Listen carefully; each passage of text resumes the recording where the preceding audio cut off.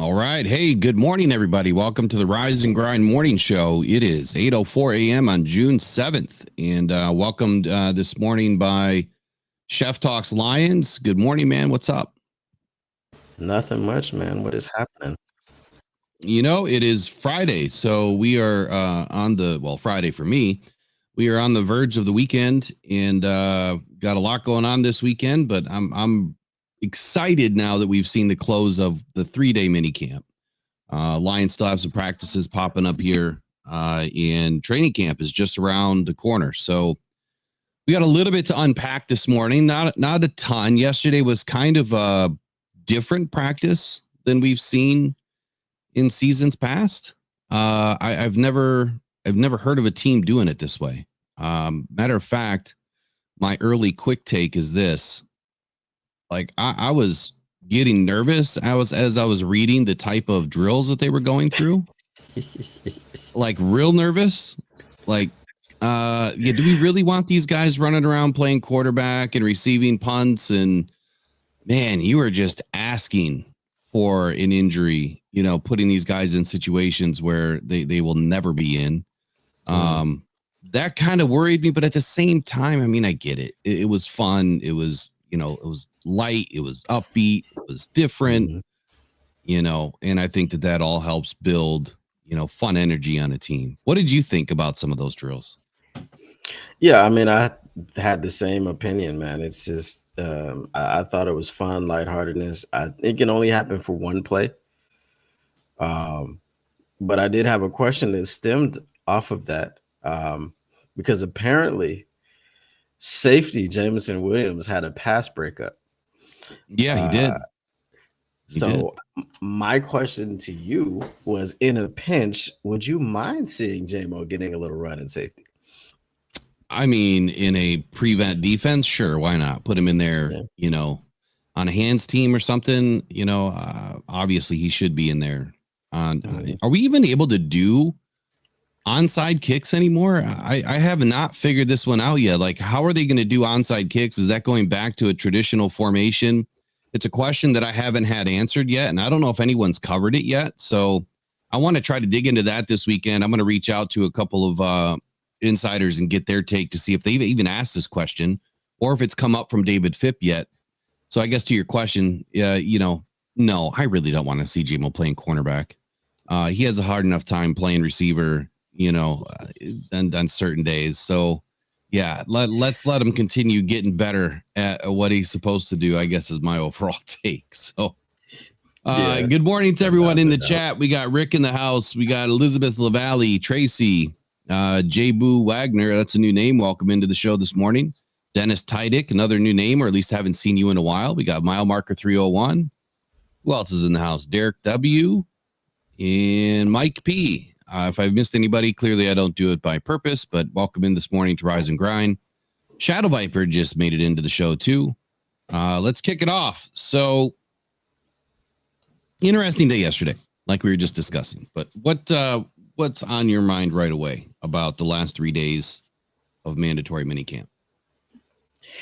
I think the last 3 days of mandatory minicamp, before I get into that, I will say I believe that back when they were talking about it, I think Pat McAfee did cover the onside kick situation, and it was going to have to go back to a traditional formation. But please do reach out and make sure that you confirm that, because I don't want to give any fake news. But it's a guess. But it's not fake news yet. It's just a guess. Yeah.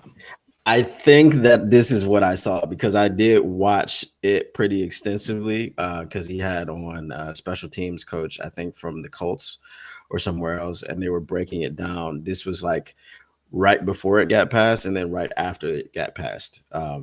So this is where I got all the information from that, but it seems like years ago now.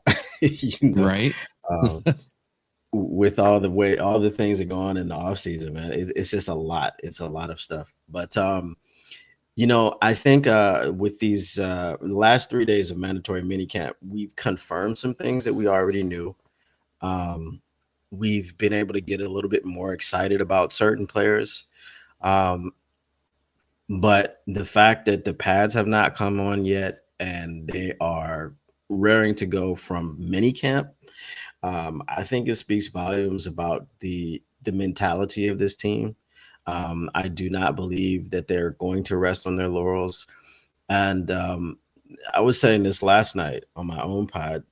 If we look at Dan Campbell, Dan Campbell being the person that runs this ship, I don't think that you can go wrong with a guy that knows Detroit.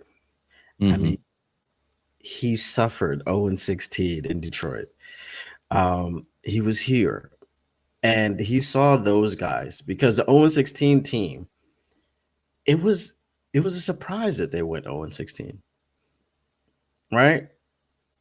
They were in a lot of the games. There were some blowouts. I remember the Philadelphia Eagles wearing those really ugly throwbacks and just beating the brakes off of us, put up like 52 points. But it was a surprise. So I think with his mentality and the way that he talks to these guys and the way that he has his finger on the pulse of the locker room, I think it's going to be leaps and bounds, man. And we've never had something like this in Detroit. So I'm ready to go. Yeah, I mean, I feel you there. I think that we are far removed now from 0-16 mentality. And even during that season, who was the coach back then? Was it Rod Marinelli? Yeah, Marinelli. Great coordinator. Good energy guy, but maybe he just didn't have all of his ducks in a row. But you know, they like you said, there were still some tight games. Like there's a lot of games that were decided by less than 6 points. I think more than half of them were. So they still fought. They still fought throughout that entire season. They just couldn't get it done. A lot of bad breaks, and you know the heart and mentality of that team was just completely deflated and crushed. You know, week after week after week, and that's hard. It's got to be extremely hard to even want to get up to go to work. You know, we are far removed from that now, and I feel that, you know, like you alluded to there, Dan Campbell's pulse on this team, on this locker room, on his players. This culture, this identity, it's so radically different now. Now entering season 4, that I don't think we're ever going to see a chance again where this team is that bad.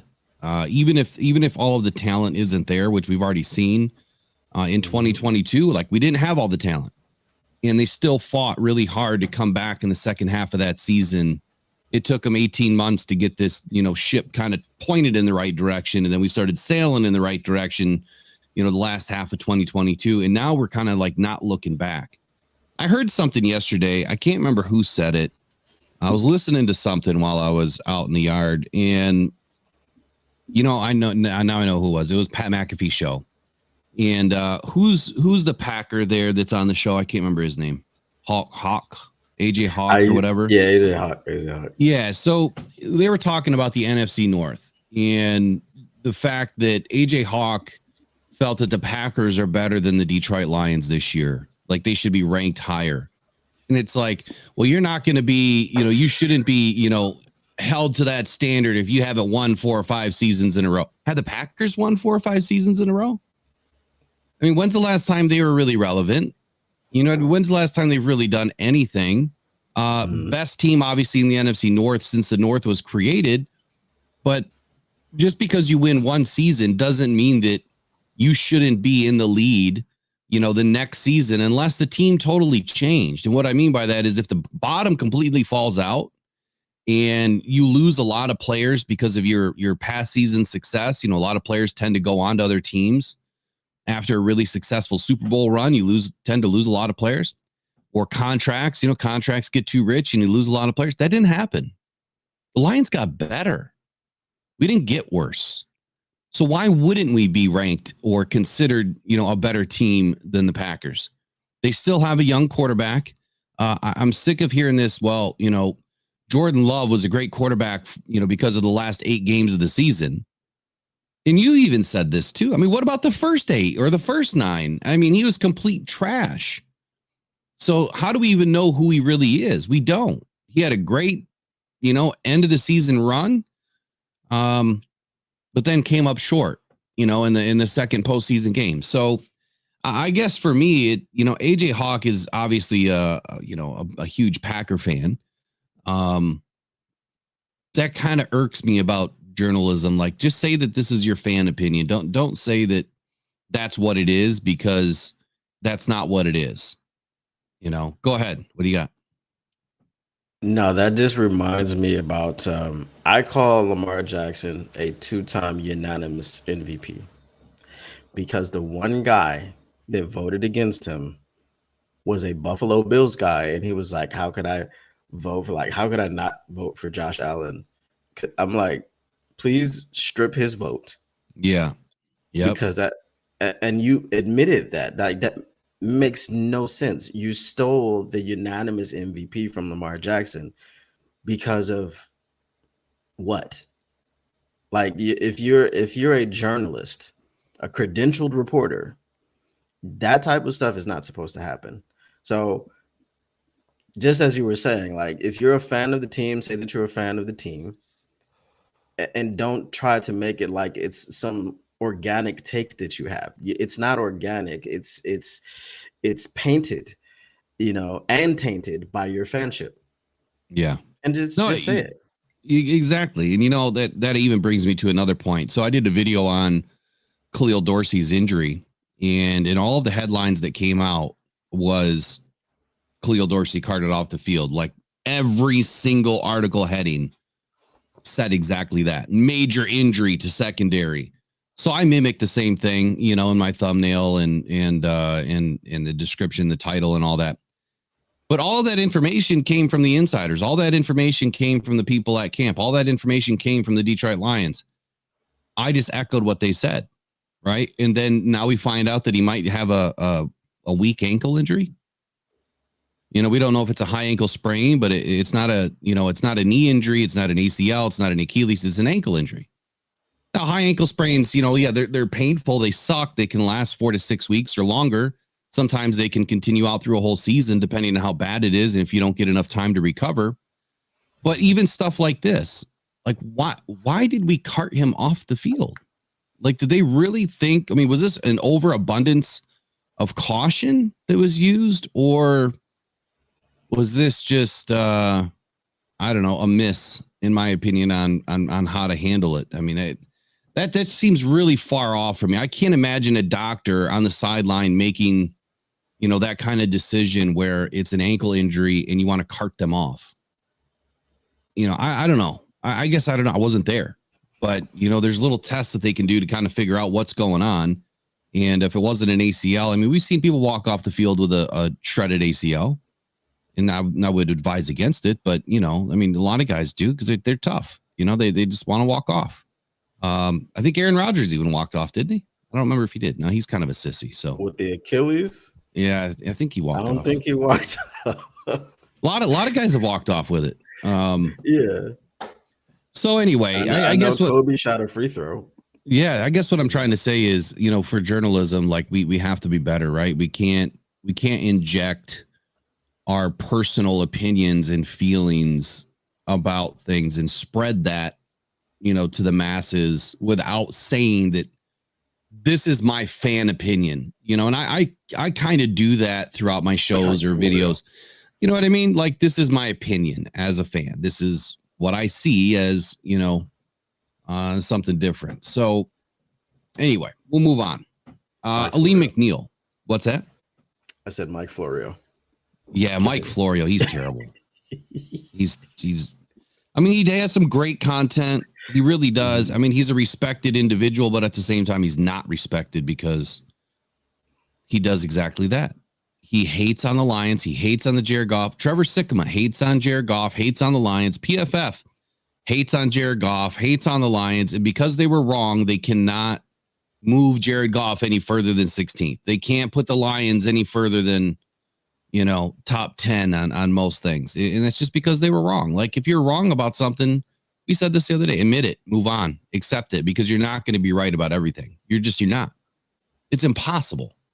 These are high educated guesses that we're making about our teams and their future and their success and, the game predictions and the game breakdowns. And they're high educated guesses that unless you're putting a ton of time into research and analysis and data, those educated guesses are kind of getting less educated, if you don't put the time in. So anyway. Were you lucky enough to enjoy the Pete Prisco experience? No, who's Pete Prisco? Okay, Prisco is probably an actual clown that works at an actual circus on the weekends. This guy works for CBS. And even when Jordan, like the beginning of the season, when Jordan Love was terrible, he still went out of his way to try his best to rank the Packers over the Lions. Now he works for CBS. He's putting this stuff out. And then even when I think he kind of like conceded a bit, and I don't think that he put the Packers over the Lions directly after the Packers beat the Lions, but it was just like so close. It was like, okay, Lions are number 7 and Packers are number 9. It's like we were never really that close, you know what I mean? But again, that's just your bias showing when you do that and you just go out of your way. What was Jordan Love's record in the first 8 games or 9 games? It wasn't great, I think he was like 3-5 or something, wasn't he?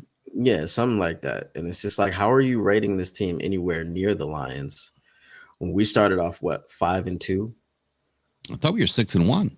6-1, yeah. I think we were 6-1. Yeah, that was a complete flip from the previous year. We were 1-6 and then 6-1. Because the second one was that whipping that we took in Baltimore. Yeah, so we lost to Seattle and Baltimore through the first 7 games. So yeah, we were 6-1 before week 7. Yeah, if memory serves me right. I think that's accurate. So yeah, looking at the Packers record, and then I'll get off the Packers here in just a moment. But just to kind of summarize, what they went through. Opening week appears like I don't see all their preseason games, but opening week they lost against the Bears. No, I'm sorry, they beat the Bears. They lost to the Falcons. They beat the Saints. Of course, they lost to the Lions in epic fashion. Lost to the Raiders. Lost to the Broncos. Lost to the Vikings. Beat the Rams, surprisingly. Lost to the Steelers. And then they started to finally turn it around in the Chargers game. So, yeah, they were like 3-5 or whatever to start the season. Yeah. Imagine losing to the Vikings. Imagine losing to the Falcons. Imagine losing to the Broncos even. Yeah, I think the Vikings are still decent, though. I think Kirk Cousins was still playing. Yeah. Kirk Cousins, I'm not going to get into him this morning, but he is probably one of the most respected quarterbacks. And I mean that not to be funny, but I mean that seriously. Like, he is probably one of the most respected quarterbacks from an individual that really prepares, that really knows his stuff, extremely intelligent.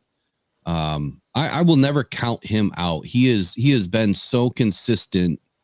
And whether that's good or bad in your eyes, he's been very consistent since he's been in the league, with yards and touchdowns and, interception ratios. He's put up some really good stuff. He reminds me, and I don't even want to compare him to Stafford, but Stafford is really consistent, getting a lot of stats, right? But just couldn't get over the hump. Kirk's kind of in that same bucket, but man, is he really surrounded by a good team. This could be a crazy year if his Achilles behaves in the beginning part of the season. So Alim McNeill. I want to start off with Alim McNeill. We haven't spoken a lot, or at least I haven't spoken a lot about Alim McNeill other than when I speak about the defensive line and DJ Reader. And Alim McNeill was quoted on working next to DJ Reader this season. And he said, "In my head, it looks like destruction." Like, what a way to describe what we're about to witness here. He said, "There's no other way I can see it. Every time I close my eyes and visualize it, I see destruction." Man, that gets the blood going a little bit. What's your knee-jerk reaction to that statement? Man, Those helmets that you're gonna give away, just make sure they come with some shoulder pads, because I'm ready to put the pads on and run through a wall when I hear something like that. I mean, and we also with Terrell Williams coming there to get more out of Alim McNeill, to get more out of like it's good luck, NFC North and everybody else. Just quarterbacks are not going to quarterbacks, running backs. It's not going to be easy for you. No, I don't think it's going to be easy for anybody. Campbell was also asked about Alim McNeill and kind of where Alim is in his career, and does he see more from Alim McNeill as far as future success? And he said this. He said, "I do. I think we all do. Mac has got so much ability. I think he's one of." And the way I love how his quotes just cut off and start with a whole different phrase. It is so difficult to read his quotes. Anyway, he says, "I think he's one of the," then skips to a different thought. "And the way he is built and the nimbleness and the athleticism and power that he has for the way that he is and the way that he's built, you don't see that every day. So we still feel like there's more in there. He really took a big step last year. We feel like there's more in there." One of the team's biggest new coaching additions, as we've spoken about, is Terrell Williams.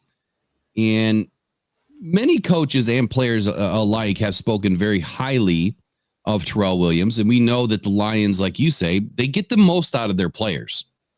There's the difference, between coaching a player up and then coaching a player up and beyond what they've been able to do. And it seems like every positional coach for the Lions has had that ability, whether it's been Hank Fraley or, anybody else that, even Mark Brunell. I mean, doing an excellent job with Jared Goff. Calvin Shepard does an excellent job with these linebackers. Antoine Randall is, an incredible job with the wide receiver group. So I think that we're very blessed in that way that, we see these guys develop and then develop beyond what they were expected to do. But as the new leader of the defensive line, he immediately identified McNeill as a player that could be very dangerous in 2024. So 2 keywords here: destruction and dangerous, double D. So this is what Campbell had to say about that. He said, "That's one of the things that Terrell noticed when he came in here. Our D-line coach was like, I've always liked Alim McNeill, but I see there's more to this guy. We can get more out of him. That's a good thing. Some of that is fundamentals and technique and just continuing to push. Mac, he's one of those guys. I think that this can go up another step. Last year was a big year for him." So, Chef, knee-jerk reactions to those quotes by Dan Campbell and the dangerous destruction that we're about to witness here in 2024. Well, my knee-jerk reaction goes to please pay him now. Before he gets to destroying things and being dangerous, because we don't want to get into a bidding war. But I think that we're going to find a way when that time comes. They love Alim McNeill. He's great for the team. He's great for the locker room. He's a culture fit. They drafted him. He's homegrown. So I feel like that's going to get done. But as far as what that means for the season, I'm thinking a better version of Sue and Fairley. Now, I don't pretend to say that DJ Reader is going to be Sue or better than Sue, but we did have some difficulties with Fairley, but then we found out when he went to New Orleans that he had a heart problem, a heart condition.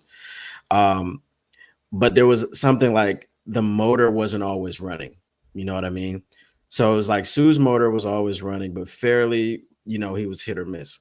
And I think you're just going to have 2 high talent, high motor guys that are not going to be taking plays off. And it's just going to wreck the middle of offensive lines. And it's freaking exciting to see, man. I'm like I said, give me a helmet, give me some shoulder pads, and let's go. I don't need pads personally. I'll just run through the wall, but you've seen the Kool-Aid guy. He does it without a helmet, and he does it, being a glass pitcher, and he doesn't even break. So There you go. I think I understand what you're saying here, though, right? I mean, a comparison to to Sue and Fairley. Yeah, I mean, you couldn't compare a DJ Reader to a Sue or anybody really to Sue, but right.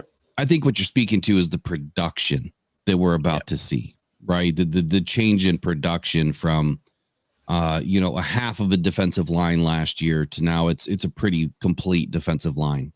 I don't know that I ever got your opinion or if I've ever heard your opinion about the pass rush and all of the talk in the offseason about adding a pass rusher.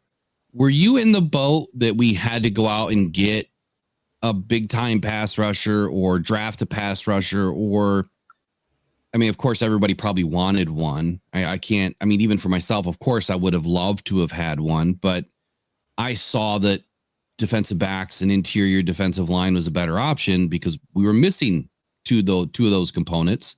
We already had, one side of a pass rush, but we didn't have the other two components to go with it, which is getting pressure up the middle and maintaining coverage behind the guys.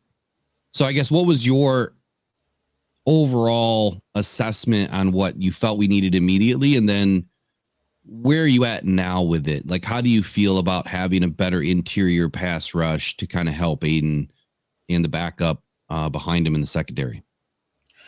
All right, that's a loaded question, and then I have to drudge up some pain here. Now, pain is part of healing. It's okay. It's part of healing. I'm not trying to put you on the spot. I've never heard your opinion on it, so I'm curious. I it's fine. I'm just going to take everyone through my journey. When Jared Verse came off the board at number 19 to the Los Angeles Rams, I was done with the draft. Oh no, I didn't care. I didn't care what happened. Now, but here's the thing. Originally, when we looked at the talent at cornerback, I didn't think we were going to have an opportunity to get a top end guy. Before the draft, I did a video about Terrion Arnold.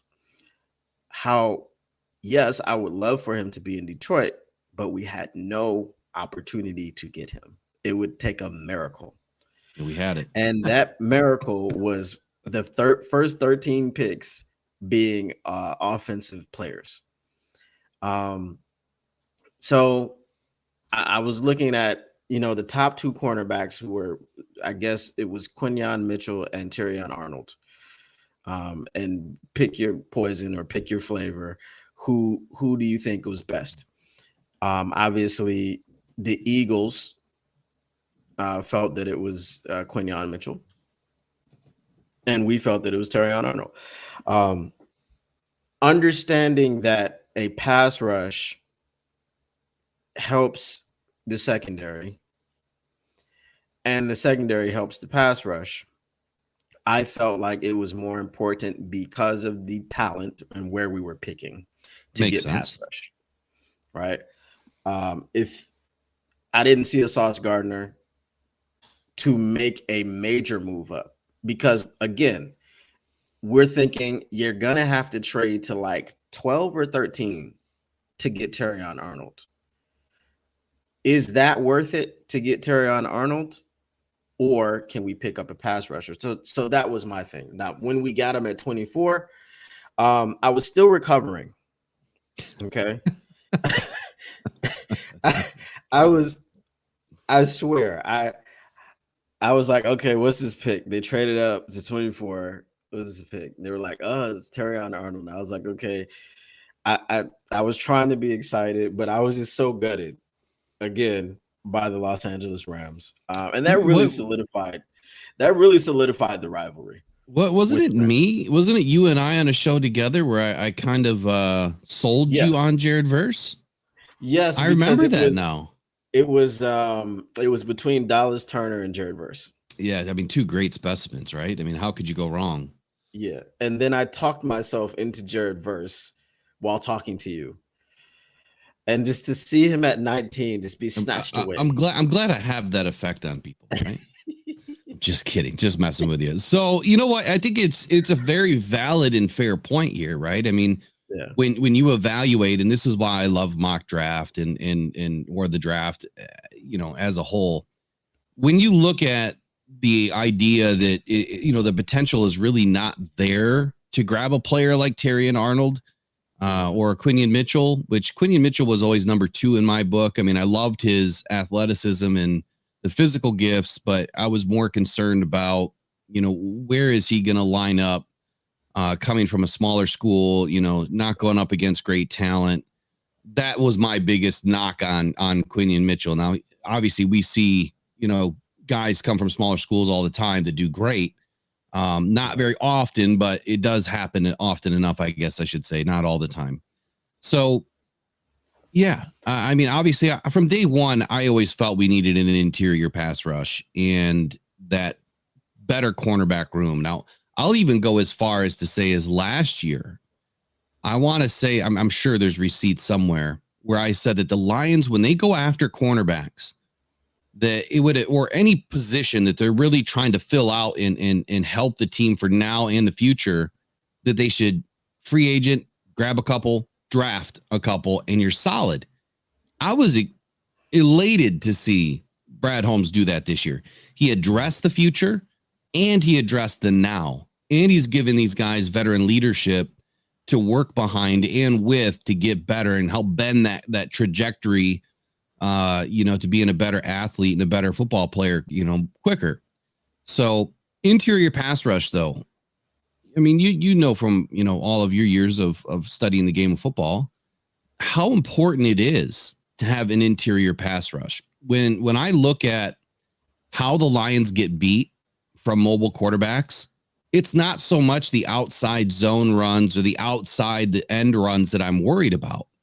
It was, Jalen Hurts squirting just off, the tackle or inside the guard all the time when the plays would break down because your ends are collapsing in.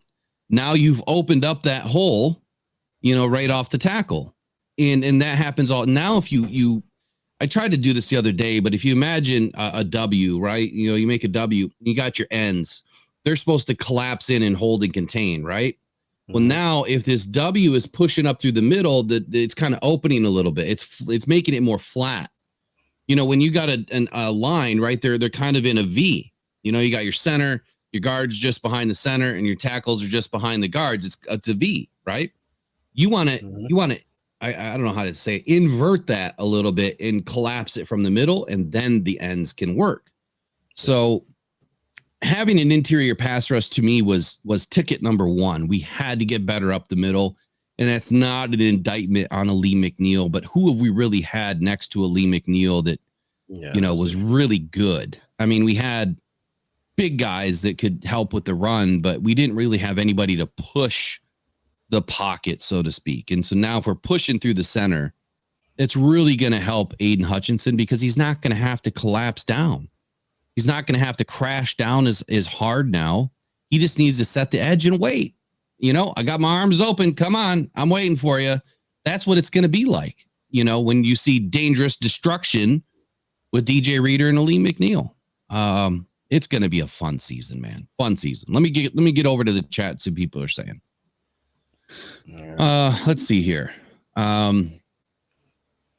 Rick says if Terrell Williams develops our other DTs as much as expected, who's on their way out after this season? Alim is going to want to get paid. I think we're pretty young at the defensive line position. I mean, Reader is with us for 2 seasons. Alim is entering his last season. You got Levi Onwuzurike, I believe, who's entering season 4, right? And Josh Paschal entering season 3. So I think we're still okay. We're obviously hoping that Paschal takes that next step forward. But I wouldn't be surprised if the Lions draft a defensive tackle next year. Matter of fact, on my roster of roster roulette, when and where you draft defensive tackles, my next first round pick and second round pick are a defensive tackle. So depending on where we're slotted and what happens between now and the draft next year, I think the Lions probably will take a defensive tackle early. One, to help fill in the depth, and two, you need that next up and comer because you're probably not going to be able to repay a DJ Reader if you do pay Alim McNeill. What else in here? Bucky says Verse cost himself a lot of money by returning to FSU last season. Would have probably been the second edge after Will Anderson. I don't know that I could comment on that because I wouldn't have enough information. He was the second edge this year. He was. Surprisingly. Yeah. Surprisingly. Well, he wasn't surprising to me. I had him as 1-2. You know, I had Dallas Turner as 1-2. My thing with it was Latu was first though. Yeah, that was a mistake. Actually, you know what? No. Verse was the third, wasn't he? Because I think the Vikings took Dallas Turner at 17. Yeah, Latu's a mistake, dude. Whoever got him, that was a mistake. That was the Colts. Yeah. That look, I love what he was able to do in college, but I just didn't see it. He never showed up on tape to me. But I won't go deep off into that. So yeah, you had Latu. Yeah, Latu, Verse, and Turner. I think we're 1, 2, 3. Latu, Turner, Verse. That's what I said, didn't I? Or did I say it the other way? Verse and Turner. Oh, my bad. I was really surprised Latu went before Turner. That was crazy to me. Yeah, I mean, when I broke it all down, I obviously had Turner and Verse, athletically better than Latu. It'll be interesting to see, if they don't end up on a team that can develop, then they're going to be where they are, right? Yeah. There was something else that was popping up in the chat here, and I'm trying to find it. And we'll see how the Rams are able to develop their defensive linemen now that Aaron Donald is gone. Yeah, that's good. That's a big hole to fill. A very, very big hole to fill. Mm-hmm.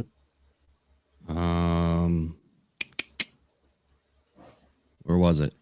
Oh, Mike P says he too wanted Verse, but as this draft turned out much better than I expected, Brad Holmes works the draft like very few. Somehow it falls his way ever since he has been here. Wizard Brad. I mean, yeah, it's very true. I don't understand it. I really don't. I don't get how he, I guess, gets lucky. I mean, this year, like to your point, we needed a miracle. We needed a miracle to happen to be able to grab a DB. And it happened. What happened? Uh-oh. Okay. Yeah, you gotta love Streamlabs, man. This is why I'm so done with these people.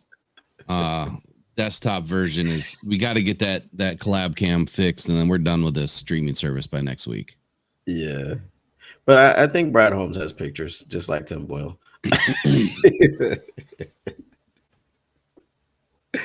But I'll address what Mike P said. I don't want you guys to ever believe that I was upset with Brad Holmes's picks. I was upset that the Rams got Verse. That's what I was upset about that. Like I don't doubt Brad Holmes. I'm not in the camp that's saying, well, you should make a better pick. I mean, especially after all of these drafts that we've seen. He really hasn't missed on. You can't say that he's missed on anybody, really. So you're not going to find me doing that. I'm not going to do that. When you evaluate drafts, obviously it should come after like 2.5, 3 seasons. Yeah. To evaluate those players, but it's whether people know this or understand this or not. When you look at a 7-round draft, Brad Holmes has been extremely gifted at finding late round talent. That does not happen. You can go look at any team across the league and you go tell me how many 3rd, 4th, 5th, 6th, and 7th round picks actually end up working out. And when I say working out, becoming starters with good production, year in, year out, 10 years in the league, even 5 years in the league. I mean, beyond 3 years is a miracle in the NFL because that's the average, right? Players last about 3 years, 3 seasons. So finding late round talent is a gift. It does not happen very often. And when I hear people criticize Brad Holmes for moving up and moving down and, reaching for this player or that player and taking this, tackle versus this end or taking this, player versus that player. Look, there's a systematic function to a draft. One, you want to find your immediate impact players. If you can find two in a draft, you got lucky. And then after that, you've got developmental guys. That's what they all are. So not every draft, hardly any drafts, you even have more than one impact player, which is typically your first round pick. If anybody else works beyond that, I'm not saying that second, third, fourth, fifth round picks aren't good. These guys are all elite. It's just there's a big gap between production and what they are athletically after typically the first 15 picks. It starts to drop off.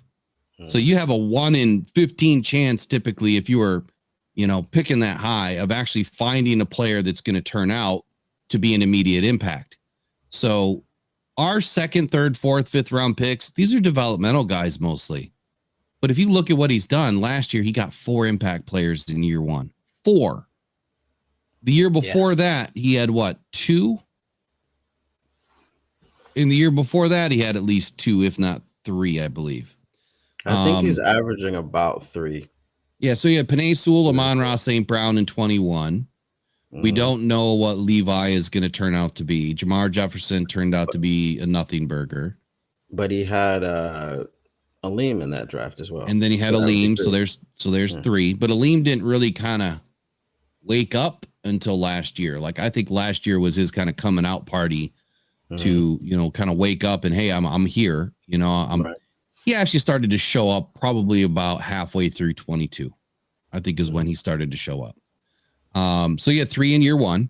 And then in 2022, you had Aiden Hutchinson. Jameson Williams hasn't done anything yet. Enough anyway to be considered, a prospect that is really major contributor. Who else did we have in 22? Malcolm Rodriguez popped off the tape immediately that season, but then he kind of got held back last year a little bit. But again, that's a developmental guy, right? That's a guy that you brought in to develop. It just so happened that he was able to beat out some of the other vets. But you have to look at it this way too. It was a very slim roster, right? The roster was completely gutted and rebuilt. So it takes time. Some of the guys that may have played in 22 or 21, well, they're not expected to be starters by 2023 and 2024.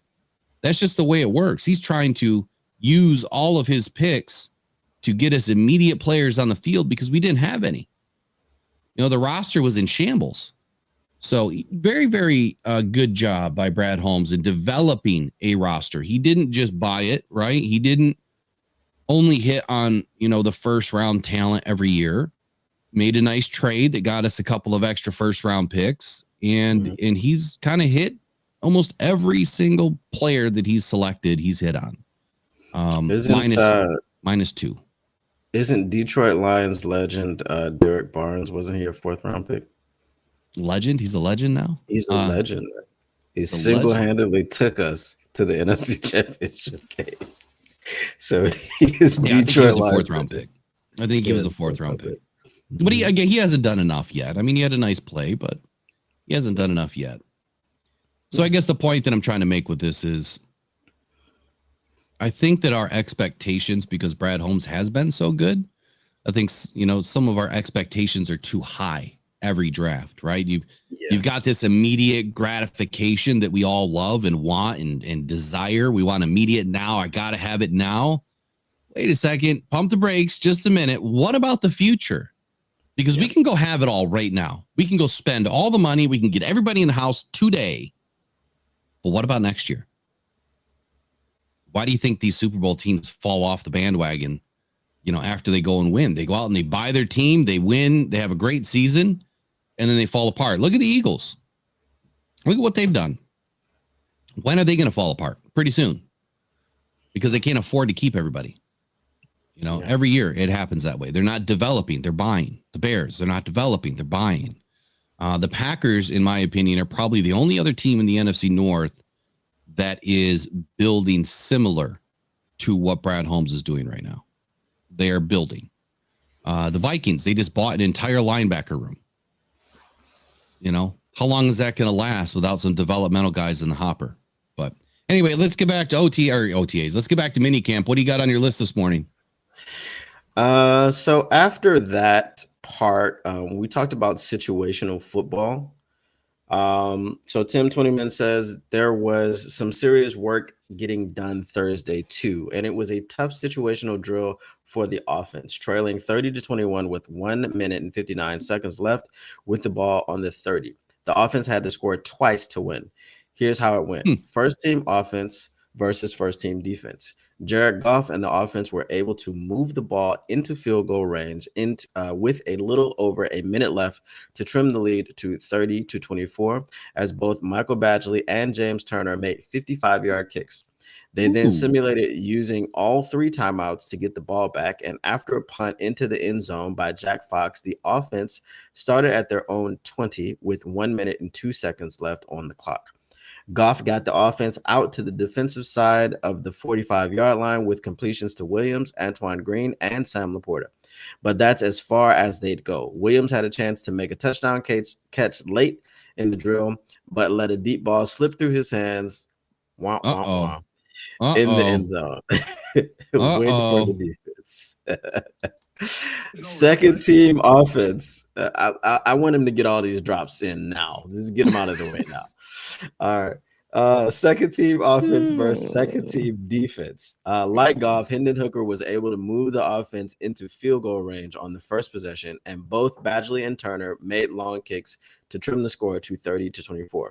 This time, however, Fox dropped the punt at the 3-yard line with just 43 seconds left for the offense to try and go 97 yards to win. A few dinks and dunks by Hooker used too much time off the clock, and the offense was only able to get out to the 29-yard line. Another win for the defense and a tough drill for the offense.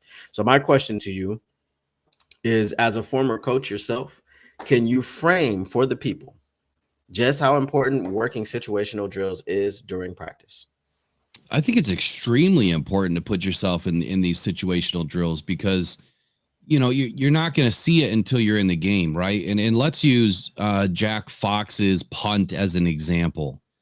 You have minimal time on the clock, and now you are under pressure. And I understand it's just practice, but you were still under probably more pressure in practice than you would be in a game because you've got your coaches watching you, the ownership watching you, right? Your teammates are watching you. And I feel like there's more pressure in that situation than with 60,000 fans in the stadium.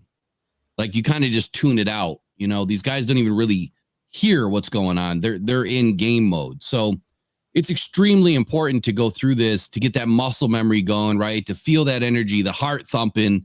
You've got to be able to calm it all down. And unless you go through these situational, situations, then you won't have the experience come game time when you have to, to prove it, right? To win the game. Jack Fox's punt, burying it on the 3-yard line. I mean, that's great work right there. Not only by his punt, which he's been excellent, but now you're putting your own offense into a situation where they got to drive 97 yards. Can they do it? Defense has got major confidence right now. Like I put in the thumbnail, they shut the door on the offense this past week. Now the offense had a few opportunities. They've made some plays this week. They had their moments, but this was a defensive camp. Has me extremely excited. So hope I answered your question, but yeah, situational awareness in doing these types of drills is extremely important. I'd like to hear what Mike P says in the comments here. He's a former coach for many years, and I'm sure he can speak to a lot of this and how important going through these drills are, to the team and their development throughout the season. Yeah, and with also in the chat, Rick says legend for whiffing on a sack and making up for it in the postseason. Listen, Rick, sack didn't matter. He's talking about Barnes. I'll never understand that. It's like he looked at Dak and could have crushed him and was like, "Oh, I don't want to hurt him." I explained it as he fell asleep. He caught a case of narcolepsy, and he just fell asleep in the middle of the rush. it's almost like he was teleported, he's rushing Dak, and the next thing you know, he just ended up on the other side of him somehow. Like, that made no sense to me. But yeah, that's exactly where situational awareness comes in, right? You've got to put yourself in these positions. You've got to take a free run at a quarterback and know that you're going to finish. Not that, we want them to do that on golf or Hendon Hooker, but here's my concern. Hendon's really struggling, like really struggling right now. And we expected it, right? I mean, he's just getting back to football. He's got to turn it around in camp. This is not a great start for him. It's going to help him grow and develop. He's learning a lot, but he's kind of coming along a little bit slow. The scatter shot accuracy, that worries me. I would see more interceptions in his future with the way that his accuracy is right now. But we just got to give him time to develop. I guess I'm not worried because we've got Goff, but if we don't have Goff, I'm worried right now. Yeah. I'm not worried because we have our, mad scientists, and that's what I have compared the coaches to, with all the developmental ability that they have, top-notch coaches everywhere. So, we know the talent is there. We saw it in college, and it just has to translate to the NFL game. And I feel like this coaching staff is the staff that will make that happen. If any staff is going to do it, like we said, former players everywhere. Mark Brunell. He's a quarterback whisperer, man. Brunell's been excellent. He's been absolutely excellent. Yeah, I think if you came up in the Madden era and you played with the Jaguars when they first, everybody they loved the Jaguars because it was a new team, Jaguars and the Panthers. So you knew Mark Brunell from there, so I have the utmost confidence in Mark Brunell and his ability to, as you said, be a quarterback whisperer. So I don't have too much worry about Hendon Hooker. Now, if he gets to camp and it's not looking like there's any improvement there, then I'll start to worry because the season's right around the corner at that point. Yeah. Now we'll find out very soon. Camp's about a month and a half away or something like that. So my overall take from these drills, though, and what the defense was able to do, this right now is falling on the shoulders of the secondary. Like the secondary has been the culmination for the product that we're seeing on the field right now in this defense. That swag, that energy, the competitiveness, the fieriness. The entire defense has adopted this new mentality. But what we are seeing and reading right now coming out of camp is a product of the secondary being that much better than it was last season. If Goff struggles through camp, I'm okay with it, only because we have a really good secondary. Now, he'll have his moments, right? He's going to get at these guys. The entire offense is going to get at these guys. But I think that we're going to see a more balanced. It's not going to be like last season where the offense won everything. Right? It's going to be more balanced, in my opinion. All right, what you got up next? I just wanted to kind of piggyback off of that.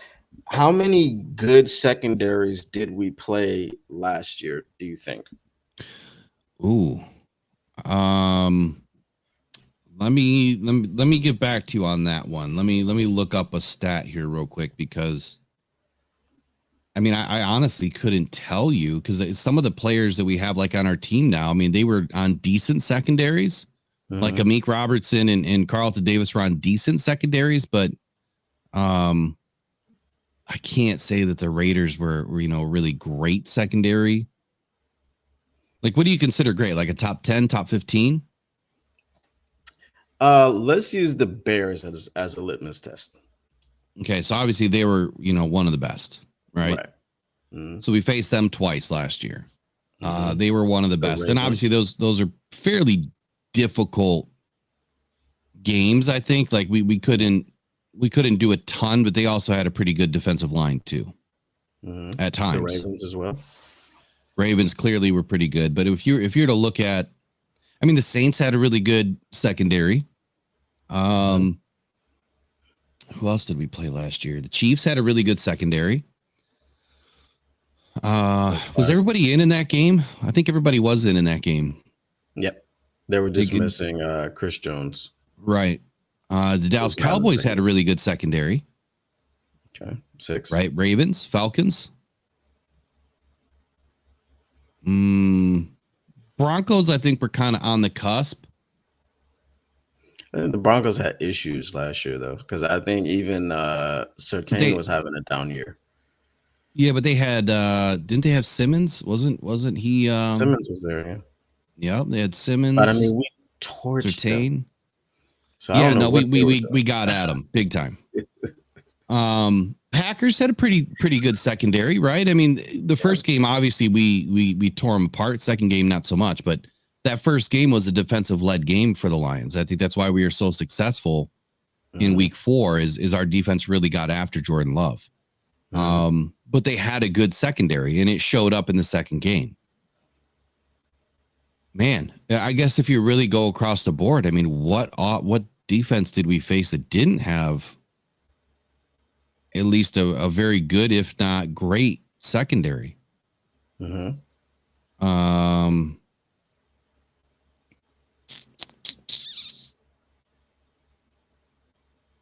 Chargers they had Derwin James, but they had one corner. What was his name? Was it Mike something, who wasn't very good?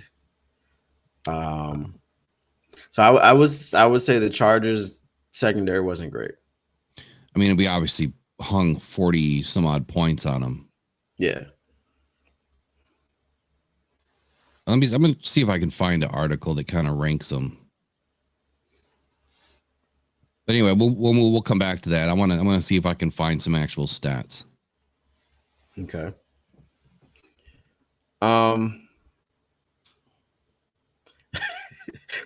Rick is still good. He said the sack did matter. That's that BS flag doesn't exist. If he gets the sack in the NFC Championship, would have been in Detroit. Yeah, it's possible, but Rick, I was pretty much joking by calling him a legend. I don't believe that Derek Barnes is a legend, but I will have no Derek Barnes slander because, like I said, he single-handedly, without a team around him, took us to the NFC Championship game. It was Derek Barnes versus the Buccaneers. So that's a joke. I'm being facetious.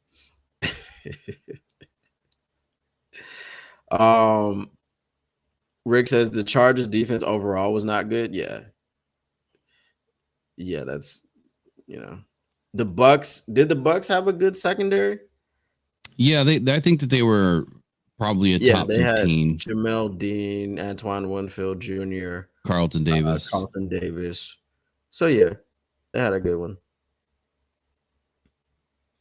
So it's going to be kind of hard to find stats because, actually, you know what? Top pass.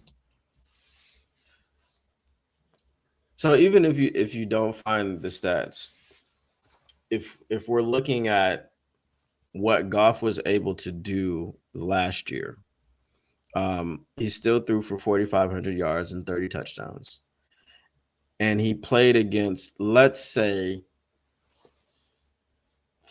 13 wonderful secondaries. Right? We'll just throw that number out there. 13 wonderful secondaries. He never practiced against a good one. No, he really never did. Now he will be practicing every single day against a good secondary. So imagine what that means for him when he goes into the games. We talk about situational awareness, the situational awareness of being able to beat a good secondary. Understanding the adjustments that he has to make to beat a good secondary. He did not have that ability in practice last year. So I think it's not only going to improve the defensive output, but it's going to improve the offensive output as well because, again, iron sharpens iron. So that was the point that I wanted to make about, just not having a good secondary to practice against.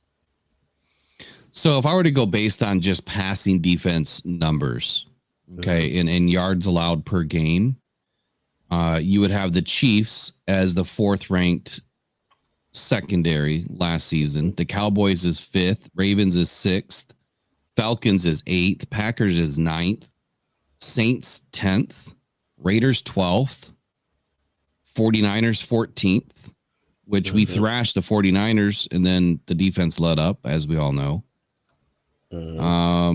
So just looking at the top 15 in the regular season, we went up against Chiefs, Cowboys, Ravens, Falcons, Packers twice, Saints, Raiders. So that's 8. That's 8 games ranked in the top 15 for passing yards allowed per game.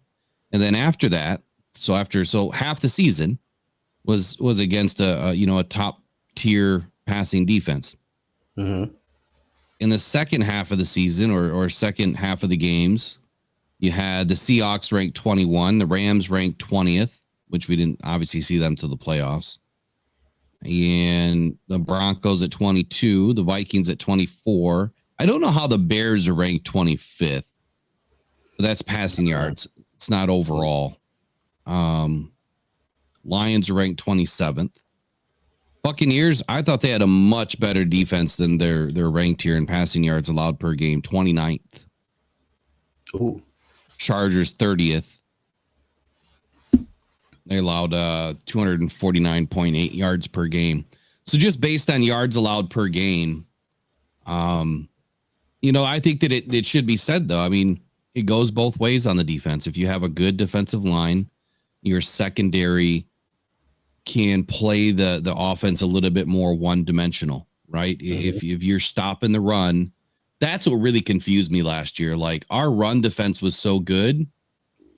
How could our passing defense falter that badly, knowing that teams are probably going to want to pass more against you? You should probably have been in a better passing, protection situation.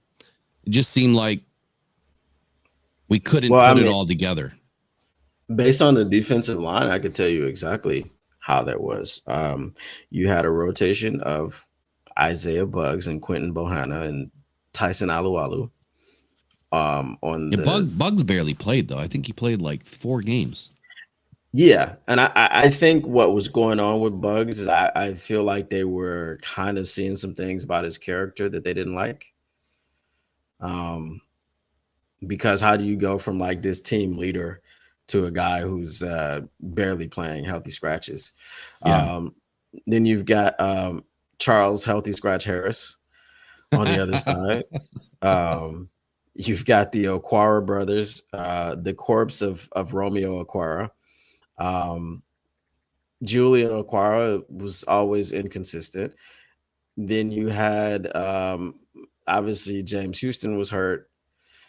So, I mean, really, because you only had 2 kind of mainstays on the defensive line, and then even Alim McNeill missed 4 games due to injury. So the only constant that you had for the entire season was Hutch. And the amazing part of that is that we still had a top 2 rushing defense. But something had to give, and that was going to be passing defense. Well, I guess at any rate, Goff should be much better this year. I know that's hard to say, but going up against really good defenses, iron sharpens iron. I know we hear it all too often, but it's true. Did you have anything else you wanted to share this morning about mini camp the last 3 days? From the mini camp, no, this one was just kind of short. They did the situational drills. They did the one play where they switched, offense played defense and defense played offense. And they did do a punt catching drill where apparently Dan Skipper made the best play of the day. Yeah. I guess he had to run like 25 yards one way to make the catch, and then he made the catch. So, yeah, Dan Skipper's a dog, man. Dan Skipper's a dog. I'm glad to see that, he won up Derek Barnes in that situation. These guys have been going at it all camp long. So I'm going to go through Tim Twentyman's recap here, kind of what his take is. So this is no surprise. The Detroit Lions, in my opinion, this off-season camp, well, I guess you could consider it in season, but this camp, in my opinion, has been all defense. The Lions offense has had their moments, but the secondary, I think, is the biggest reason why we're seeing elevated play from all positions along the defense. Tim Twentyman had this to say. He said that General Manager Brad Holmes went to work this offseason, revamping the cornerback room, and the very early returns look good for what the team hopes is a much improved secondary. The additions of Carlton Davis III, Amik Robertson, Terrion Arnold, and Ennis Rakestraw Jr. completely retooled that room, and early observations from minicamp were more hands-on footballs and a much more difficult time for the offense to move the ball through the air via mini camps in pass, which is what I just said. Last year we didn't go up against a good secondary, or the offense didn't go up against a good secondary. Same thing that you said. We just haven't had, a secondary like this to go up against, and it's a breath of fresh air, man. I'll tell you. He also goes on to say that Davis and Robertson got multiple hands on footballs. I think what he means there is Davis and Robertson got hands on multiple footballs. Yeah. And Arnold had a terrific interception of quarterback Jared Goff on the first day of minicamp, which was Tuesday, that ended a situational drill after one play. When the pads come on in training camp, though, and the physicality starts to ramp up, we'll get a better idea of the gains that Detroit has truly made in the back end of their defense. Here's what I'm going to go ahead and say. I do not see a let-off at all from the secondary. I think that if there's going to be any sort of a let-off anywhere, which the defensive line and linebackers, the linebackers are going full speed. They're just not going full speed at the quarterbacks. But the defensive line is kind of going half speed. They're kind of been told all week to just throttle it back a little bit. They don't want injuries. They don't want anybody, getting hurt, obviously. The DBs have been going kind of full speed. So I don't think that we're going to see a let off from the physicalness. If anything, I think that we're going to see an increase in physicalness out of these DBs. Matter of fact, it could be a little too aggressive. And sometimes you have that where you're just too aggressive and you're going to get that yellow, dirty laundry flying everywhere. And the Lions always bring in really good refs throughout the season to help them manage that. Anything you want to wrap on about secondary, and we'll move on to wide receivers? Man, the secondary, you just, again, man, hats off to Brad Holmes. He totally revamped pretty much the defense in one offseason. With the additions on the defensive line. Again, I am not a big Marcus Davenport guy because of health, but if he can stay healthy, we know he's a beast. He's a mountain of a man. The secondary, with the 2 draft picks, with the signing of Carlton Davis and Amik Robertson, again, they have a good problem. Who is going to play where? I can't remember, as a Lions fan, when we had this problem. Like, I can't remember at all. I mean, maybe 2014 when we had probably the best defense that we've had in a long time, but no, I think it's been a long time coming that we have. You have to kind of go back to the roots of this, right?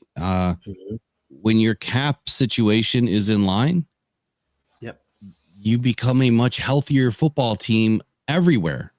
So not only are we making really good decisions, and I use the term we interchangeably, it just means Lions.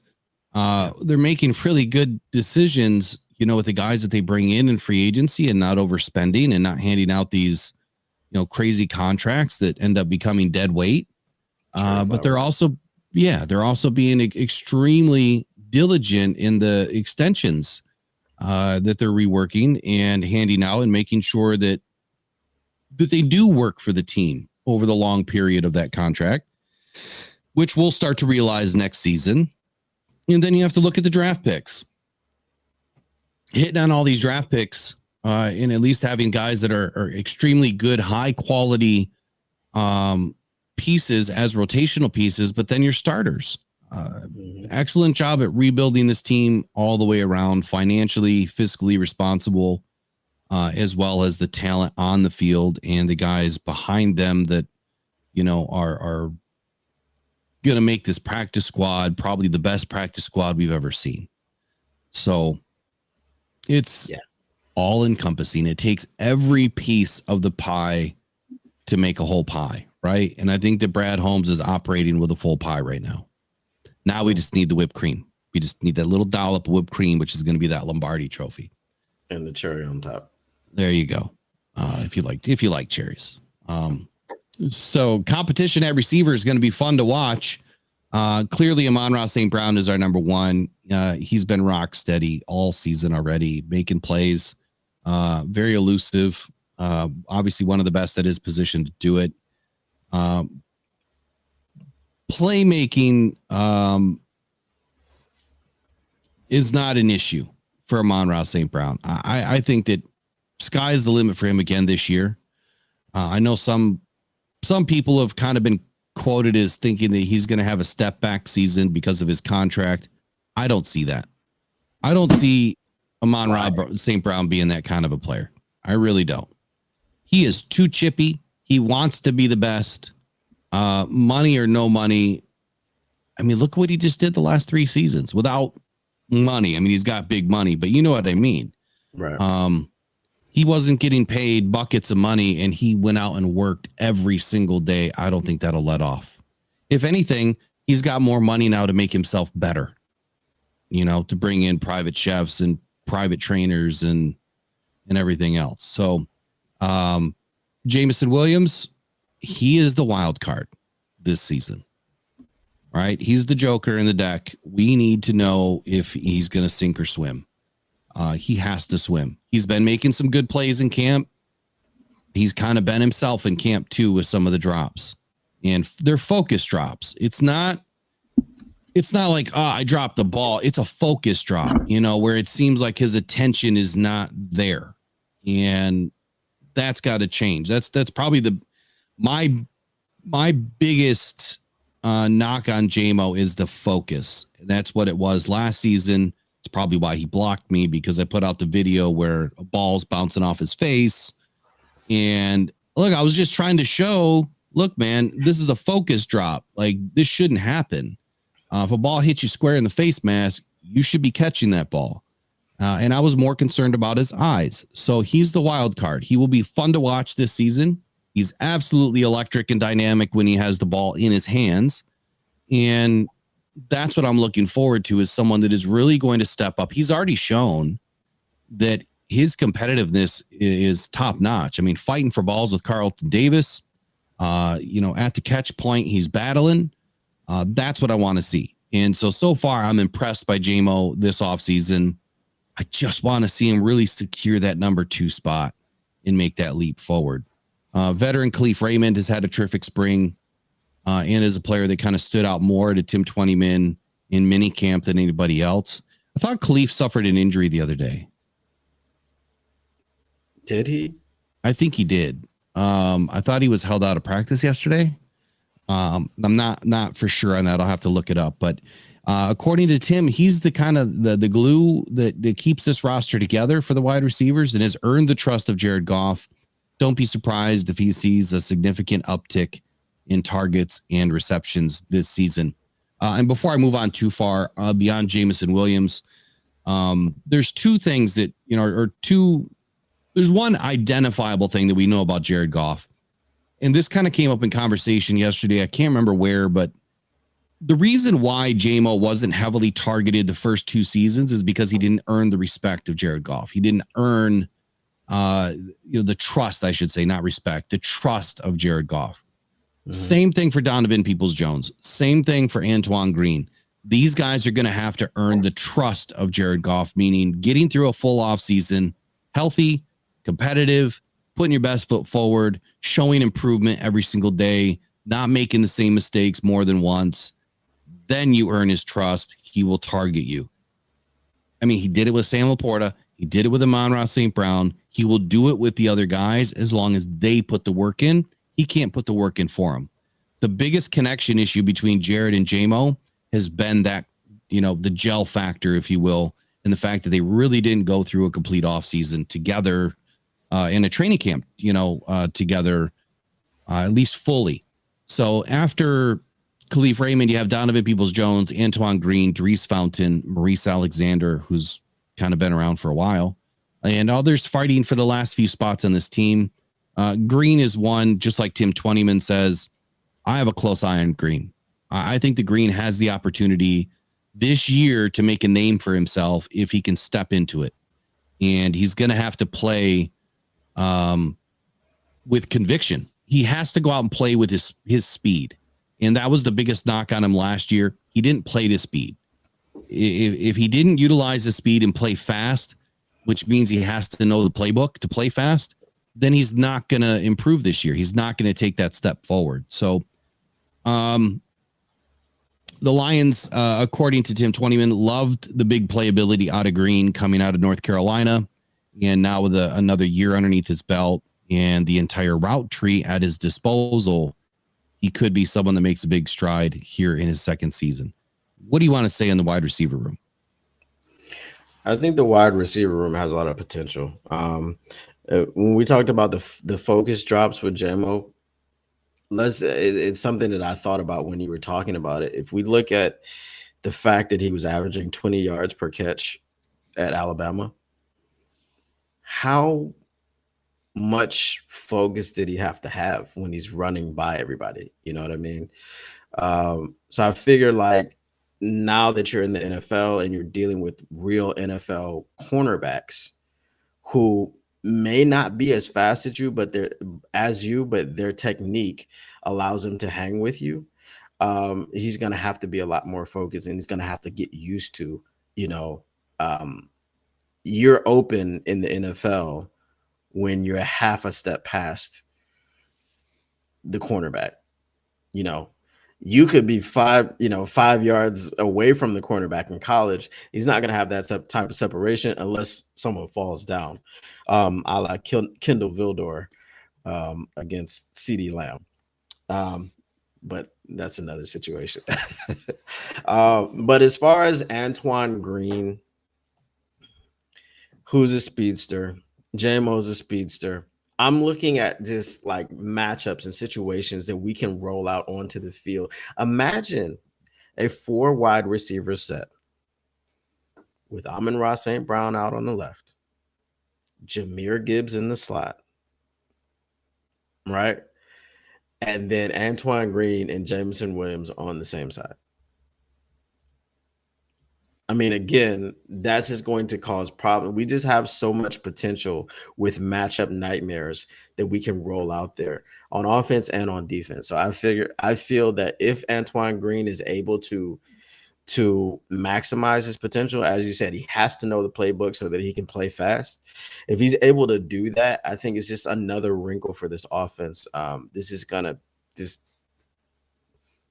take the top off defenses. It's just going to cause them fits. So I am really, really excited about the secondary, not the secondary, but about the receiving core.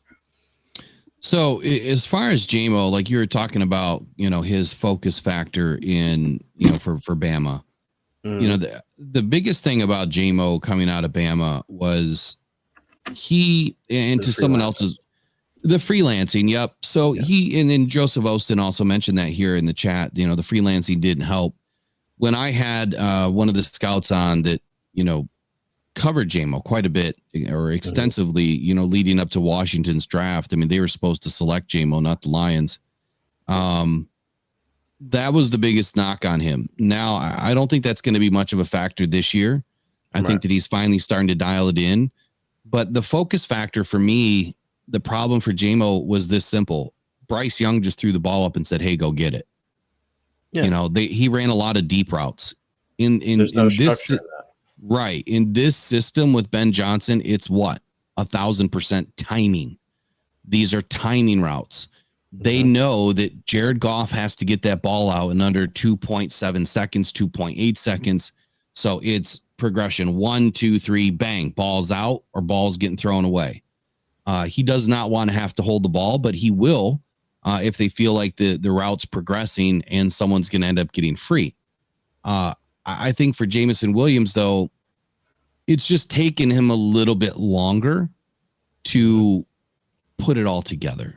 And that's fine. This is season 3. Season 1 was a wash with the injury. Season 2 was a year that we expected more. But season 3, this is the year that he has to do it. J-Mo's going to do it. I have confidence that he's going to have an excellent season. I hope that everyone stays healthy. So when you look at it, you got Amon-Ra St. Brown and J-Mo as your 1-2. You got Sam Laporta. Between those 3 guys, I think that they're going to take the large portion of attempts, catches, and yards on the season. But DPJ, so Donovan Peoples-Jones, the last season he was with the Browns in 2022, he had a really good season. I mean, he was almost 900 yards on the season. Did a great job. He never really had the number 1 role or anything, but as a number 2, that's a pretty solid season. And last year we didn't get to see anything out of him because, the Browns were primarily running the ball, especially in Deshaun Watson's absence. He didn't get a ton of targets because of the way the Browns are running their offense. So he comes to Detroit, no stats of any type really, and people were poo-pooing all over DPJ, but I think that they forgot, look, this guy can play. And he just has to get the opportunity, right? He has to get the targets. So this year, going through a full offseason with Jared Goff does what? Builds that trust. So if DPJ can step up this year, how many yards do you think would be a significant improvement and something that will help this team with the absence of Josh Reynolds? Like, how do we make up for Josh Reynolds' absence? Obviously, J-Mo is a big part of that. But if you were to lump, everybody in together behind Amon-Ra St. Brown, I think that you're going to have to, right? I mean, beyond St. Brown and Laporta, we really don't know what we have as far as a wide receiver room that is going to be competent. Like, we know they have skill. We know they have talent. We know that they can catch the ball most of the time. But can they be that factor outside of those other 2 guys? So what does Donovan Peoples-Jones' season look like for you to be successful? Well, a significant yardage improvement for DPJ would be about 50 yards. He didn't have too much last season. But to touch on your point about him having almost 900 yards, I think he did that with like 4 quarterbacks. Yeah, which is crazy. Yeah, that's hard to do.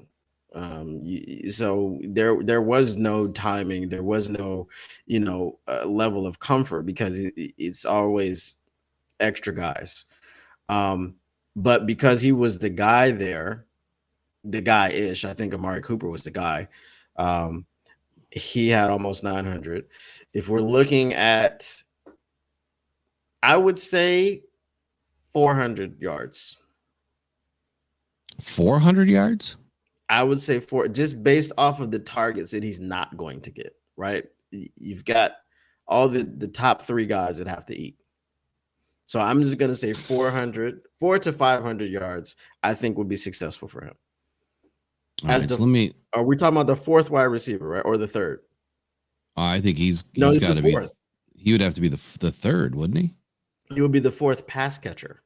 4th pass catcher, yes. 3rd wide receiver. He's going to be the 3rd wide receiver. Because you've got Amon-Ra who's going to eat. You've got Sam Laporta who's going to eat. You hope that J-Mo is going to eat. And then you have DPJ behind them. And then I think some of DPJ's targets are going to be split between him and Khalif Raymond. All right, so let's do a little fun exercise here. All right. Number 14, how many yards does he get? I'm saying 4 to 500. For J-Mo? Oh, you're talking about JMO. Number 4. I'm sorry, St. Brown. It's number 14, St. Brown. Okay. All right. St. Brown. How many did you have last year? 1537 or something like that. 1537. Shoot. And that was with Josh Reynolds on the team. That was with Sam Laporta doing what he does. I'm going to say 1,600 for St. Brown. I mean, it's only like 60 more yards. So I'm going to say 1,600. That's what I'm going to say for St. Brown. All right. So I'm going to go with 1,450. All right. All right. Let's do Williams, number 9. So with JMO, I'm going to say 800 through the air. And I'm going to put another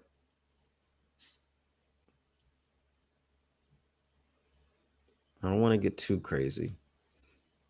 300 to 400 on the ground. Go 350. Yeah, 350. All right. I'm going to go 800. 800 is where I have him this year. So I have 808. Yeah, I have a touchdown for every 100 yards. So I see him doing 8 TDs, 800 yards, 150 on the ground. Number 19, DPJ. How many ground touchdowns, though? Because you got to throw those in there. No, I'm not going to put touchdowns. I was just telling you about Reynolds. Yeah, I want to do yards. I want to try to add all this up. So DPJ. So we're at, and are we going to do Laporta? Yep. We'll do Laporta. Okay. So I'm at 1,600 for Amon-Ra St. Brown. I'm at 800 for JMO. So that's 2,400. Well, I guess the first question should be, how many yards do you think Goff's going to throw for? I have 4,600. Well, he threw for 4,500 last season. I think with the emergence of JMO, see, this is tough because he's got.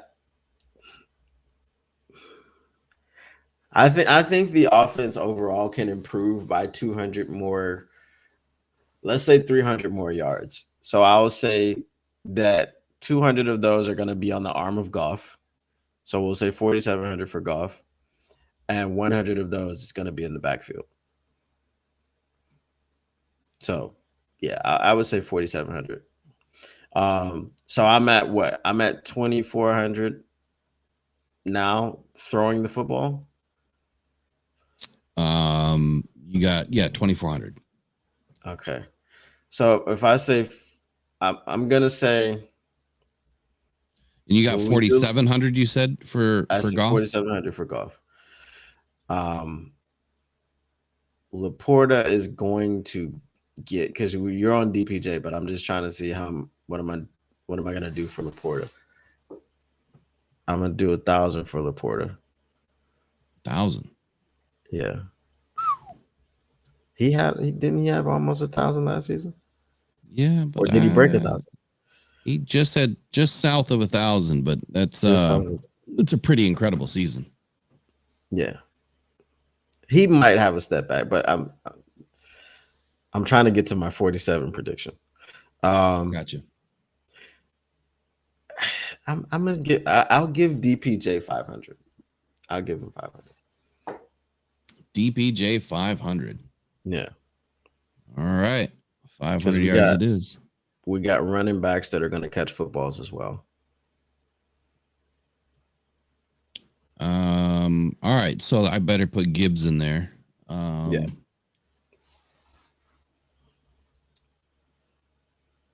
All right. So Khalif Raymond. Khalif Raymond.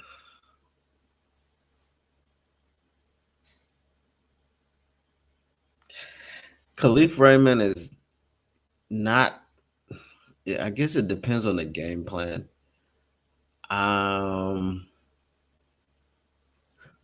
Can we go? I'll go 400 for Khalif. I'll go 400 for Khalif. So if we look at his overall, Khalif Raymond last year, 489, 2022, 616, 2021, 576, 2020 and 2019 with the Titans, not so great. So he's averaging about 500 a season. What did you give him? 400? I give him 400. Yeah. Because we expect DPJ to emerge there as well. I do expect him to emerge. I'm going to go 650 for Raymond and 600 for DPJ. Okay. 1450 for Brown, 800 for JMO. Now you got Antoine Green. I don't even know what to expect for Antoine Green.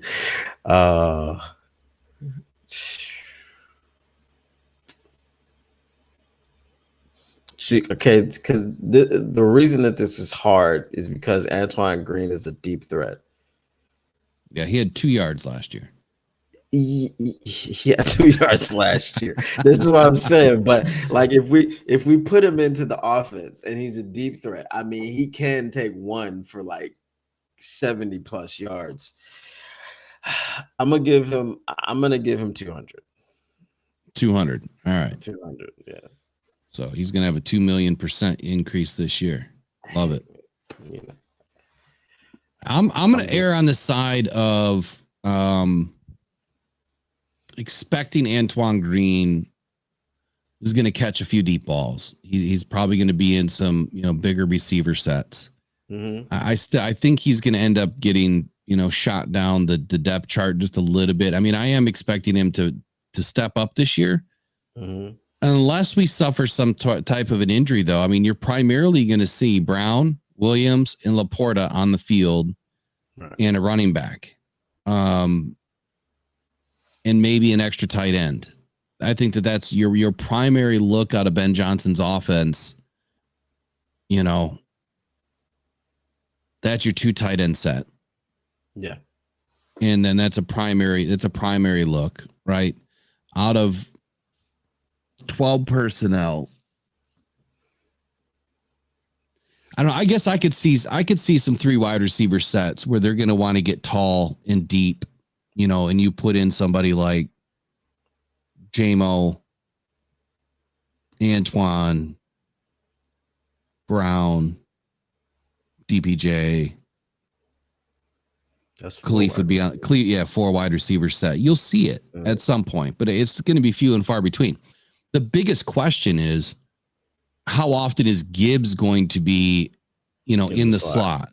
That's the biggest question that we can't answer because we didn't see it a lot last year. So I think it's going to be really, really tough for Antoine to really crack a ton of targets because we have, a pretty good set of wide receivers there in the top 4. Any way you shake it up, I think that we're pretty solid. But I'm going to go ahead and give him 300 and just hope that you did all that and then you gave him more than me. Yeah, of course I'm going to give him more. You gave him more than I did. I think that would be a great season for him, really stepping into his first full season. Second full season, but last year he couldn't crack that roster. With any amount of regularity to get on the field. So this year I think he has more of an opportunity because Josh Reynolds is gone and the Lions really didn't do anything to bring anybody else in to fight for another spot. We brought guys in, but when you look at the depth chart right now, I think that we have our guys, unless we have an injury. So next up would be Sam Laporta. You gave 1,000. Yeah. Now I said that would be a phenomenal season. I thought that Sam and JMO would be kind of on the same plane. Mm-hmm. Oh, Mike P, 1,000% Green makes the team. 1,000%.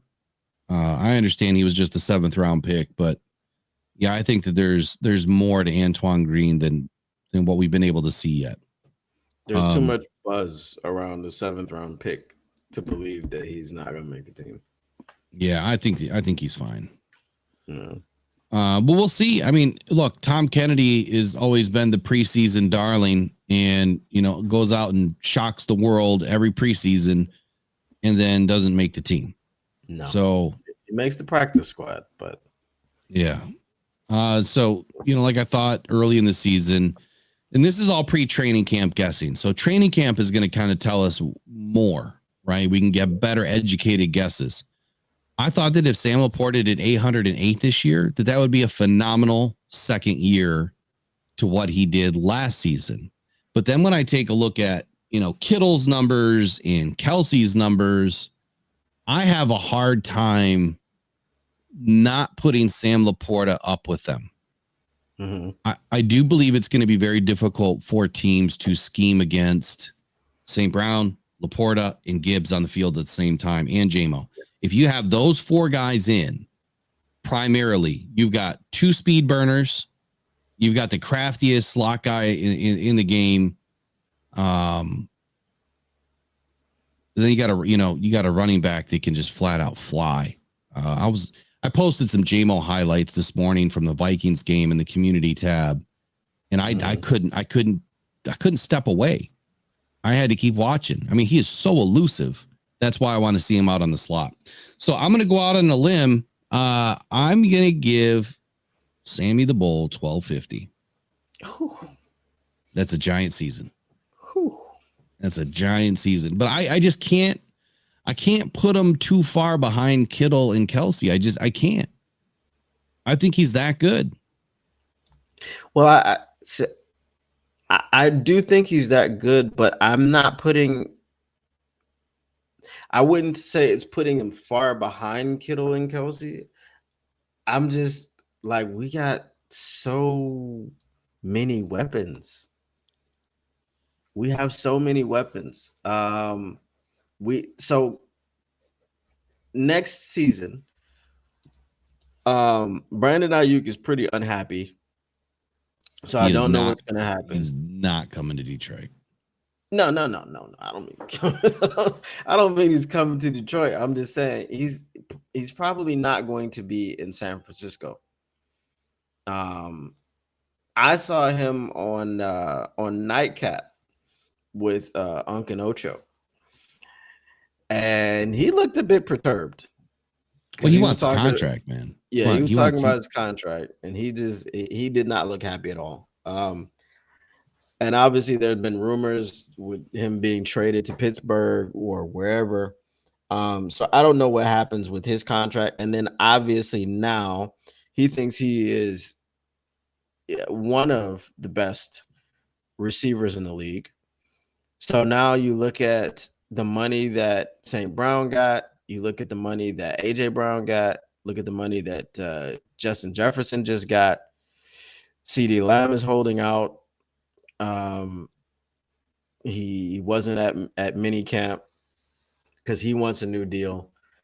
So I think that's going to further complicate things for Brandon Ayuk, and I don't believe that he will be in San Francisco.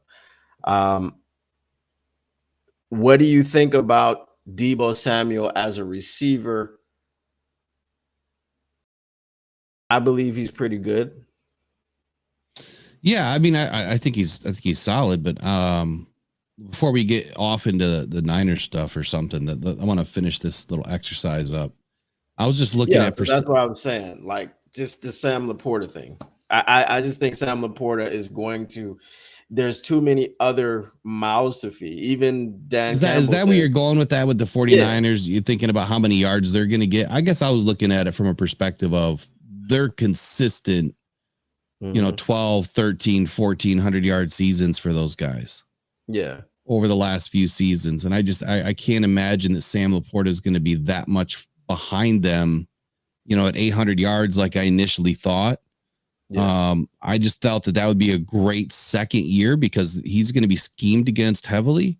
Mm-hmm. But then again, it's like, I just don't see him that far behind the other teams. Like they have weapons too, kind of like what you're saying with Ayuk and Deebo. We have our St. Brown, and we have our Jahmyr Gibbs, who hasn't spent a ton of time on the outside yet. But if he does, and even if he's back there as a running back, squirting out of the slot and up the middle, he's still a threat, even if he doesn't have the ball in his hands after the snap. So that's why I'm putting Laporta up just a few more notches. Yeah, I can see it. So percentage based. So last season, Amon-Ra St. Brown was 33% of Jared Goff's passing yards. And if I look at, Jameson Williams obviously didn't have a ton.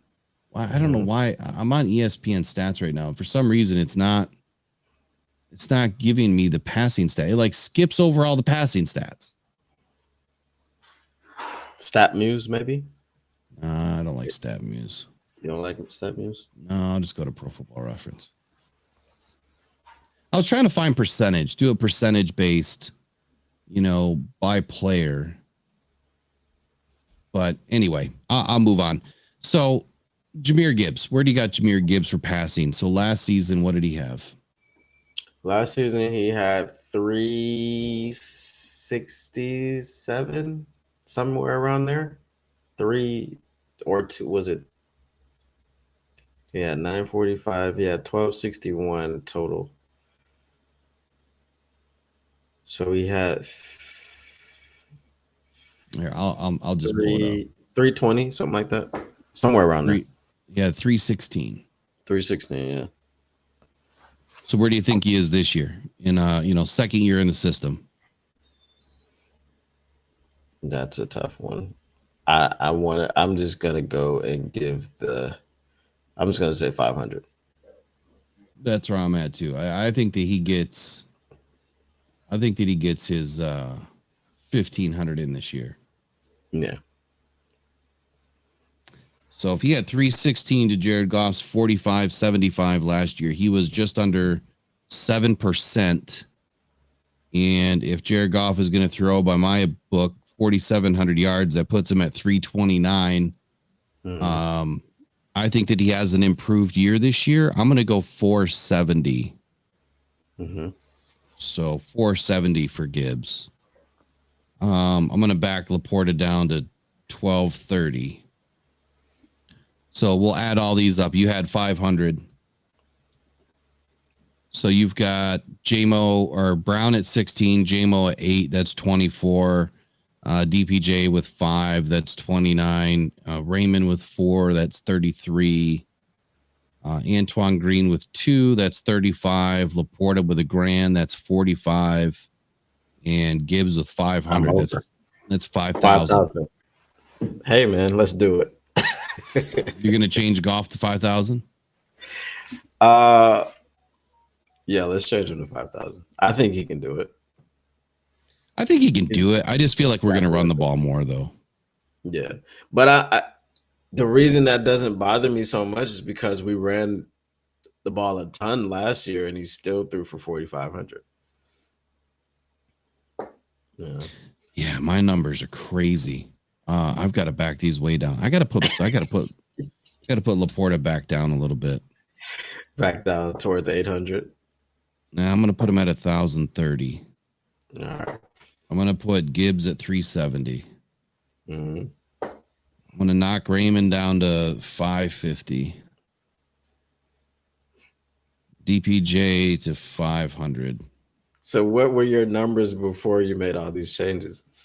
I was up about another 50 to 100 per player. Okay. I mean, Goff's total. Did you have him over 5,000? 5,500. Okay. That's a lot. And now my numbers equal 5,000 as well. Okay. All right. So I guess that's going to be our $5,000 guess. All right. Well, I'll move on from that one. I just want to do that little exercise to kind of see where we think these guys are going to line up this year. I mean, obviously Antoine Green is a wild card only because we just don't know. But JMO's the true wild card this year. He's either going to have a crazy season. I don't think that he'll do better than St. Brown, obviously, but crazy by terms of an explosive season for what he's done the last 2 seasons. I think he's going to have a dramatic improvement, which is needed. He just has to stay healthy, each and every week. So, yeah, Goff throwing for 5,000, is it possible? Sure. It's absolutely possible. But Scotty Montgomery wants to run the football more this season. You know, that's what David Montgomery was talking about the other day, that this offense really wants to run the ball. And I think they ran the ball fine last year. I don't think that there's going to be any reason why the Lions running backs don't make history this year and as teammates run for 1,000 yards each or more. You made a statement the other day. Who was it that said that the Lions running backs were complementary running backs? No, they said that they were quality depth. Quality depth. I thought you said the term complementary. No, they're quality depth. That was CBS and their garbage list. Yeah. Again, and I've said historically, the only running back duo to eclipse 1,000 scrimmage yards and 10 plus rushing touchdowns each, but they're complementary. They're quality depth. Yeah, I don't understand that at all. Just tell us you don't know football without telling us you don't know football. That's it. Exactly. It's pretty much it. All right. Well, hey, I hate to run, but I forgot I got a doctor appointment I got to get to, which doesn't give me a whole lot of time to make it. But last up on today's show, defensive line depth. It's hard to evaluate the offensive and defensive lines in unpadded OTAs and mini camp practices, but yeah, I think that we've got a clear vision right now at just how much better this team is potentially going to be here in 2024. We obviously know that Aiden Hutchinson brings a lot to the table already.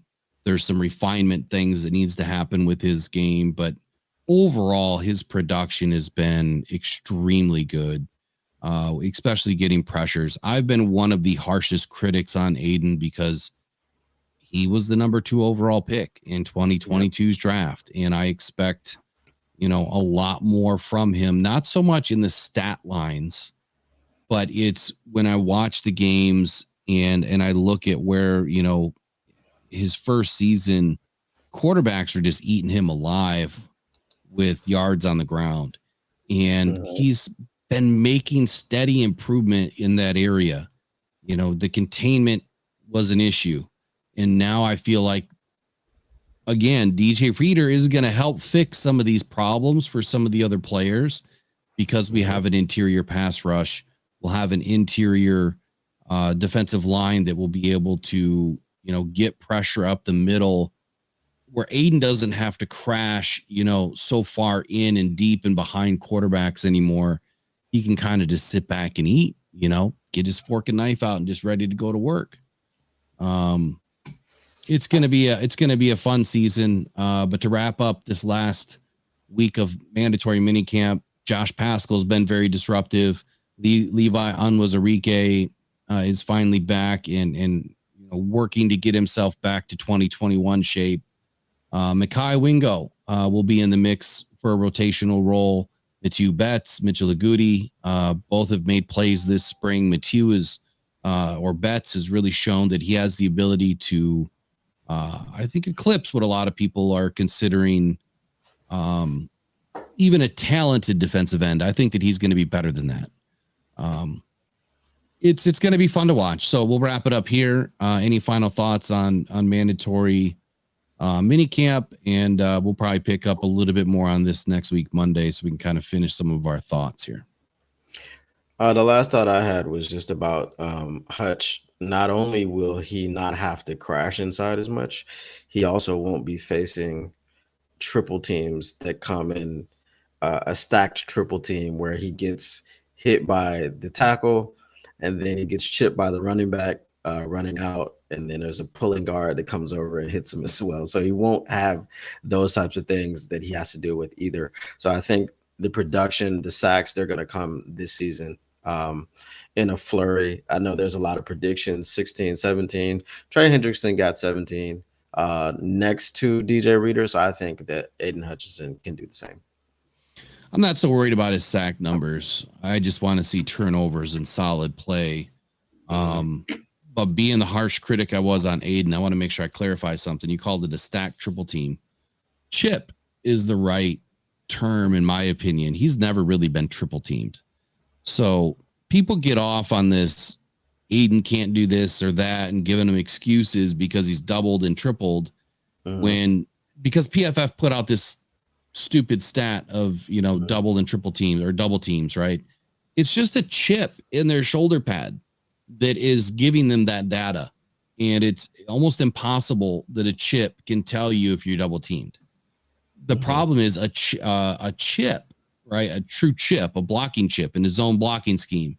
Right. When you get close to another player, it's recognizing it as a double team. But a double team is when two offensive players engage Aiden at the same time versus one engages and then moves up, and then the other one engages and then moves up or stays back, and then maybe a tight end running back or something that's pulling or whatever. A pulling guard would make contact too. So then you have what you call your stack triple team. It's just his own blocking scheme. And he really has never faced a true triple team, in my opinion. But it's just a terminology thing, Do you think he will face those though? I think he'll definitely probably get chipped here or there, but no, I think that's a pretty solid point, man, that the DJ Reader effect is going to be huge. It really is, because those are going to be some double teams. Right. He's going to be in Alim. So Alim truly had more double teams than Aiden last year. And I think that's something that people don't talk about enough, that when DJ Reader is taking up double teams and Alim McNeill is potentially taking up double teams, you can't have 6 or 8 offensive linemen in the game, right? You just can't. You can't. You're going to open up so many holes everywhere else for players to get free. And that's what we're going to see this year, is what I'm calling the DJ Reader effect. Maybe we'll do a video about that. Yep. All right, buddy. You have a good rest of your day. I'm going to go do 90 miles an hour to the doctor. Hopefully make it there on time. No, I won't speed. Yep. Just kidding. Don't do that. Don't speed, kids. Yeah, don't speed. Speed kills. Especially when you're Aiden Hutchinson on the outside crashing down on Jordan Love this year. Speed kills. All right, guys. Enjoy your day. Go One Pride. Go Detroit Lions. We'll talk to you all later tonight. It's Friday. Tonight. We'll see you later. All right. Bye-bye.